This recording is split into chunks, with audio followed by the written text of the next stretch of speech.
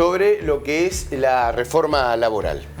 Hay 4 puntos, según un especialista, y es de lo más reconocido a nivel nacional, Matías Guidini, que está marcando la importancia de estar observando específicamente estos 4 puntos.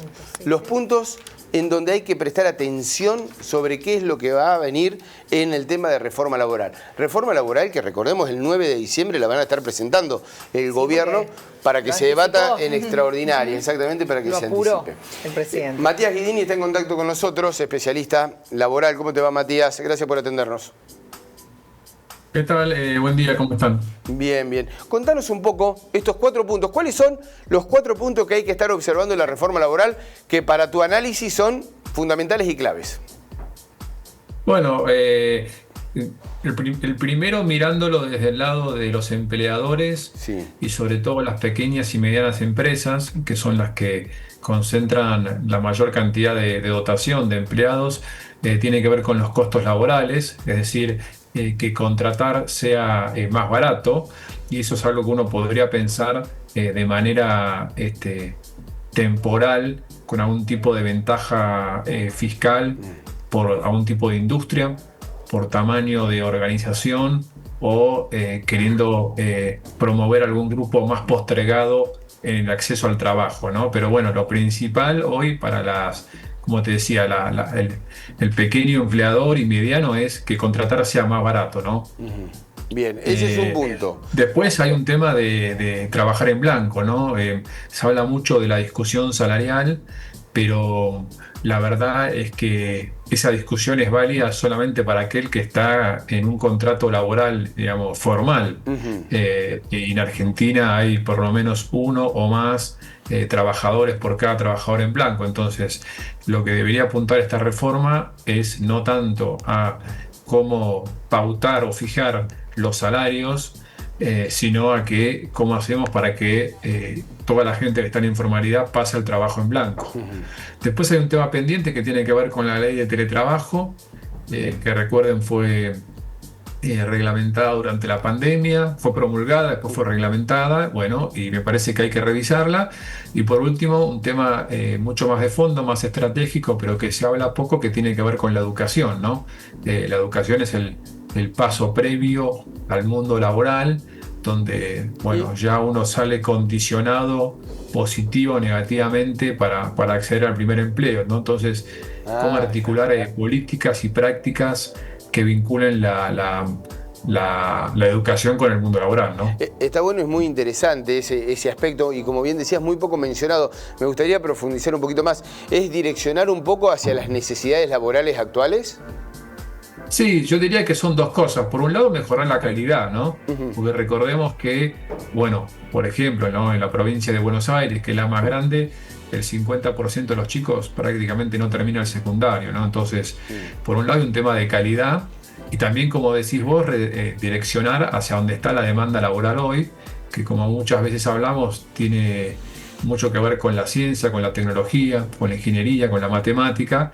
Entonces, bueno, ¿cómo incentivamos, cómo comunicamos y le contamos a los jóvenes dónde está el empleo de hoy más que del futuro? Matías, te consulto porque, bueno, todavía no se conocen detalles, simplemente hay algunos rumores, algunas cuestiones que se dejan trascender. El 9 de diciembre va a haber la presentación del proyecto. Ya la CGT ya avisó que no está del todo de acuerdo, que no van a dar ni un paso atrás. ¿Se puede hacer, y esta pregunta es recurrente y te la hacemos habitualmente, sí, que tenemos el contacto, digamos, ¿se puede consensuar? Digo, estando en intereses por ahí, no sé si contrapuestos, pero distintos, ¿se puede consensuar una reforma laboral o una modernización laboral? Bueno, tal vez hay que revisar un poco la agenda, ¿no? Y ver esto que hablábamos. Obviamente que es difícil, es un desafío, no solamente en tema laboral, uno lo puede pensar en tema de educación, previsional, fiscal. O sea, el gobierno tiene desafíos por varios frentes. Me parece que tal vez revisando la agenda, en el sentido de que, bueno, si con los sindicatos vamos a hablar de sueldos, capaz es más sensible. Entonces, bueno, ¿de qué temas tenemos que hablar? Tenemos que hablar de educación, tenemos que hablar de cómo mejorar su calidad de trabajo. Es desafiante, pero yo creo que la agenda podría ser un poco más amplia para sacar el acento y la sensibilidad sobre los temas que más preocupan al sindicato, y obviamente habrá que buscar los consensos con todos los actores del sector, ¿no? Seguramente, yo coincido, ¿no? Es el gran desafío. Hay que ver si se está dispuesto desde lo político, y la política está dispuesta a hacerlo, ¿no? A aceptar ese desafío, y bueno, hay muchas cuestiones ideológicas también en el medio que habría que dejarlas de lado y ponerlo sobre la mesa y generar una modernización laboral que sea muy pertinente para esta época que estamos viviendo.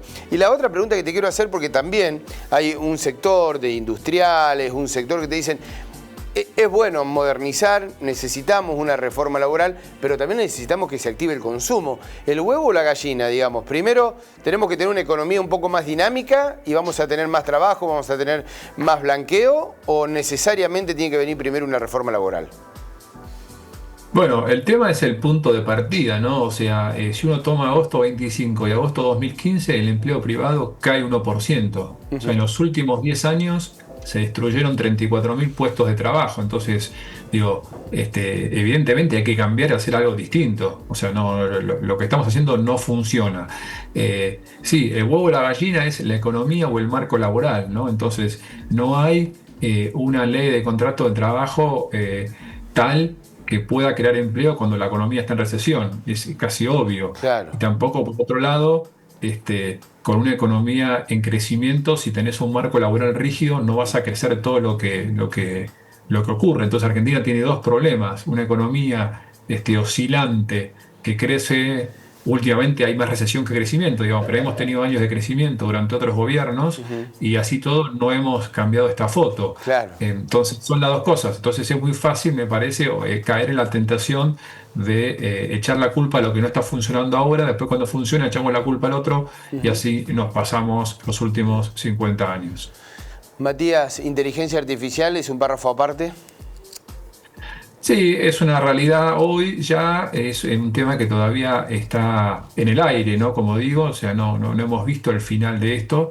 Te está moldeando, está cambiando, y bueno, habrá que incorporarlo al trabajo, para un trabajo que va a cambiar, pero que va a seguir necesitando de personas que hagan las cosas, ¿no? La inteligencia artificial viene para ayudar, pero no para reemplazar. No hay que temerle, digamos.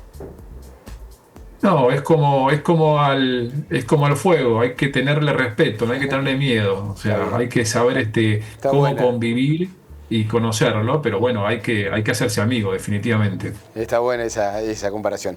Matías, muchísimas gracias como siempre por el contacto con nosotros, ¿eh? Es un placer tenerte por aquí. Saludos, hasta luego. Chau.